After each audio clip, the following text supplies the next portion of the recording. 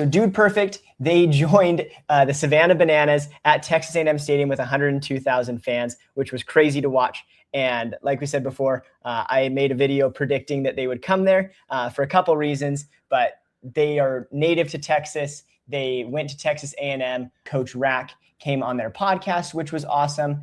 So they started to do a little bit more with the Savannah Bananas, which was kind of my dream scenario, being a huge Dude Perfect fan. The Savannah Bananas actually beat them in the Squad Games episode, which was kind of fun to watch. And then obviously my prediction was, because they're doing this Squad Games tour with the Bananas being a guest for it, that it would be a great time for them to like promote that. And so can you explain what this is? I don't know anything about No, you're this. good. The Dude Perfect does a live tour, and they're basically playing the Squad Games is their 6 guys against another 6 guys. So the video was 6 of the Savannah Bananas played against Dude Perfect, and they play in a bunch of different sports, and it's best of 7. Got it. Okay. So that sounds fun. They're doing that in like a live. So the video was not, but then they're doing this tour where it's going to be live, and they have 4 different dates where the Savannah Bananas are showing up. It's going to be in Nebraska, Oklahoma, Tennessee, and Tennessee. So they're doing a lot more collaboration with Dude Perfect, which is really cool, and kind of gives me hope that they will give Ty another at bat, which I think we have to jump into, because that was a little bit sad with how that turned out for any Dude Perfect fans. Yeah, because people say he's the best athlete in the world. Yeah. So they did this walk up. It's just really cool to see them in the stadium. You can see behind them 102,000 fans as they're doing their big walk up. And then they get a basketball hoop. He dunks on the dancing umpire, Vincent Chapman, and then he grabs the bat and comes up to the plate. Now, this is where it gets crazy, because he's facing off against Chris Clark. Chris Clark was not having any of this. No, Chris Clark is one of the best pitchers in banana ball. And so he comes up on the mound and gets a first pitch strike right there. And then you can just see Ty like, just, oh boy.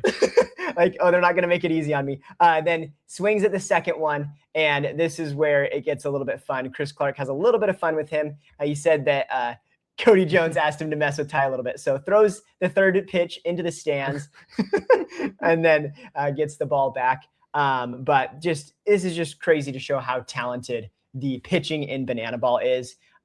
Gets him looking, strike 3. And yeah, what a cool moment for Chris Clark, and awesome for them to be able to come out and do that. Yeah, he was not getting hit on Clark. Yeah. Sorry, but yeah, it just wasn't going to happen. Yeah, and that's where he did in another video, he got a hit off of an MLB pitcher. But again, Chris Clark shuts down all the banana ball players left and right. So like it makes sense. And then the other part. This was funny. This was really funny.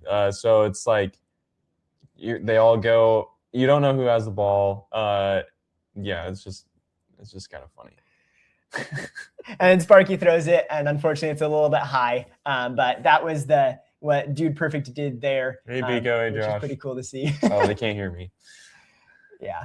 And then, so they got back to the roots at Texas A&M, which was fun to see. Ty, unfortunately, could not get a hit off Chris Clark. So that might make Chris Clark better than an MLB pitcher. We all know that. But yeah, just such a cool moment for any Savannah Bananas and Dude Perfect fans. But I do want to call out, I think that there was a missed opportunity here. And I said this in my prediction, and Biff is commenting this as well. Biff says it was kind of lame that they had Dude Perfect bat for the Bananas since the Tailgaters were the headliners. I agree. With them being so integral to Texas, I think this would have been the perfect opportunity for the Texas Tailgaters to have them bat for them. And then also, like, I understand you want to get the picture in the Savannah Bananas jersey, but like that would have been so good for the brand of the Texas Tailgaters. So I think that this was probably, they're like, hey, Dude Perfect, will you come out? And they're like, yeah, we want to play with the Savannah Bananas. We're not quite there yet. This is why I was saying this is a huge weekend for the Tailgaters, because hopefully later on this year, next season, when Texas starts to identify with the Texas Tailgaters, that means that athletes in Texas, other stars in Texas will want to be, with the Tailgaters instead of the Bananas. We're not there yet. And so they wanted to be with the Bananas, and that makes sense. A lot of people do. But Well, and But the Tailgaters are a brand new team last year. They've only played like 40 games at this point, so they're a fresh team right now. yeah, but they'll get there. I bet by next season in a situation like this, a big stadium like this, the Tailgaters get a celebrity to pitch or have an at bat, like maybe a former Texas Ranger or something. Yeah. Or even this would be a crazy storyline if Dude Perfect comes back next year, bats for the Texas Tailgaters and get a hit off the banana. Yeah. Maybe. It's easier to get a hit off a banana than off Chris Clark, maybe. No, but that was definitely fun to watch and kind of see what that special guest was, and just kind of a fun moment for me as a fan of both of those worlds. Yeah.